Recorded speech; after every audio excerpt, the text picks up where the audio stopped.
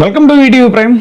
Vijayawada AP రాజకీయాల్లో ఒక కేంద్ర బిందువు, ఒక సంచలనమైనటువంటి ప్రధానమైనటువంటి కేంద్రం. ఇక అక్కడ తాజాగా కొన్ని పరిణామాలు చోటు చేసుకుంటున్నాయి. ముఖ్యంగా ఎంపీ కేశినేని చిన్ని ఎవరైతే ఉన్నారో ఆయన అసలు విజయవాడకి ఇప్పుడు కొత్త పవర్ సెంటర్ అయ్యారా, లేకపోతే అసలు టీడీపీకి ఆయన ఒక కొత్త తలనొప్పి అయ్యారా అనేటువంటి చర్చ జరుగుతుంది. ఎందుకనంటే ఆయన ఒక జెయింట్ కిల్లర్ అనాలేమో. సొంత అన్న ఎంపీ కేశినేని, అంతకుముందు మాజీ ఎంపీ కేశినేని నాని మీద ఆయన పోటీ చేసి గెలవడం, దాంతో టీడీపీలో ఆయనకు ఒక బలమైనటువంటి ప్రధానమైనటువంటి ప్రాముఖ్యత దక్కింది అని చెప్పేసి అన్నారు. అయితే స్టార్టింగ్ నుంచి కూడా తిరువూరు ఎమ్మెల్యే కొలికిపూడి శ్రీనివాస్తో రకరకాల వివాదాలు, ఆయన ఒక విజిల్ బ్లోయర్ లాగా కేశినేని చిన్ని తాలూకు దందాలన్నింటినీ ఆయన బయటపెడుతూ ఉంటాం.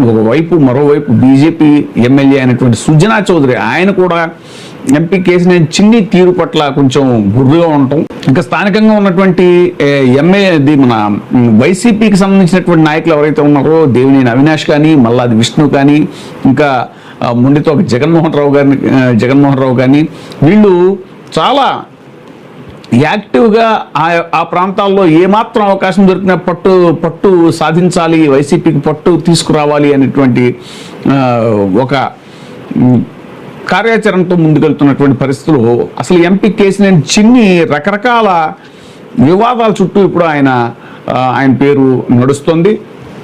ముఖ్యంగా తాజాగా జరిగినటువంటి ఈడీ రైడ్స్ ఏవైతే ఉన్నాయో, ఆయన కంపెనీలకు సంబంధించినటువంటి రకరకాల కంపెనీలకు సంబంధించినటువంటి ఆర్థిక అవకతవకలు, లావాదేవీల్లో జరిగినటువంటి అవకతవకలు కావచ్చు, ఆయన చేతిలో 14 ఇసుక రీచ్లు ఉన్నాయట, ఇంకా మద్యం మాఫియా, రేషన్ మాఫియా, ప్యాకెట్ క్లబ్లు, ఇవన్నీ కూడా కొలికిపూడి శ్రీనివాసరావు ఎప్పటి నుంచో చెప్తున్నారు. తెలుగుదేశం అధిష్టానం కూడా కొలికిపూడిని, కేశినేని చిన్నిని కూర్చోబెట్టి అనేకసార్లు మాట్లాడడానికి ప్రయత్నించినా కూడా వాళ్ళ వివాదం కొలిక్కి రాలేదు. ఇంకా గ్రాడ్యువల్గా ఏంటంటే అసలు నారా లోకేష్ గారికి, అంతకుముందు నారా లోకేష్ గారి సపోర్ట్తోనే కేశినేని చిన్ని ఎంత ధైర్యంగా దందాలు నిర్వహిస్తున్నారు అనేటువంటి పరిస్థితి నుంచి ఇప్పుడు అసలు నారా లోకేషే కేశినేని చిన్నిని దూరంగా పెట్టే పరిస్థితి అక్కడ వచ్చిందా, విజయవాడ రాజకీయాల్లో పెను మార్పులు సంభవించబోతున్నాయా అన్నట్టుగా కూడా పరిస్థితులు ఉన్నాయి.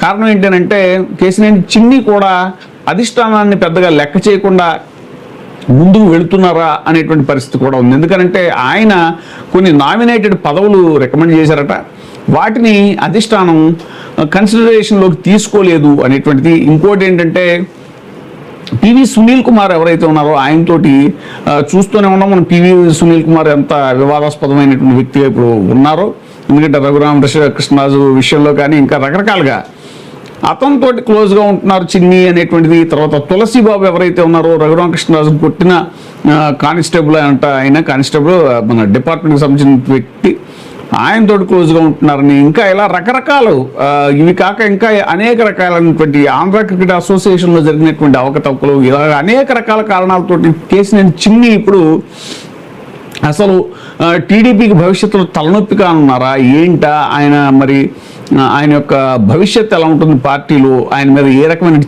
చర్యలు ఉండబోతున్నాయి అనేటువంటిది కూడా ఇప్పుడు అంతా చర్చకు వచ్చింది. ఏదైనా సరే అధిష్టానానికి ఇప్పుడు కేశినేని చిన్ని ఒక తలనొప్పిగా మారుతున్నారు అనేటువంటిది ముఖ్యంగా వ్యాఖ్య అయితే వినిపించిందో, నారా లోకేష్ యొక్క అండదండలు పుష్కలంగా ఉన్నాయి కేశినేని చిన్నికి అని. అది ఈ రోజున లేదు, నారా లోకేష్ యొక్క అండదండలు కేశినేని చిన్నికి లేవు, ఇద్దరి మధ్య గ్యాప్ పెరిగింది అనేటువంటి ఒక చర్చ అయితే ఇప్పుడు నడుస్తుంది. చూడాలి ముందు విజయవాడలో పరిస్థితులు ఎలా ఉంటాయి అనేటువంటి, చాలా ఆసక్తికరంగా విజయవాడ రాజకీయాలు మారుతున్నాయి అనేటువంటిది ఇప్పుడు వినిపిస్తున్నటువంటి సమాచారం. ఇప్పుడే సబ్స్క్రైబ్ చేయండి, లైక్ చేయండి, షేర్ చేయండి. ఈటీవీ ప్రైమ్, నీ ఉత్తమాభిరుచుల సమ్మేళనం.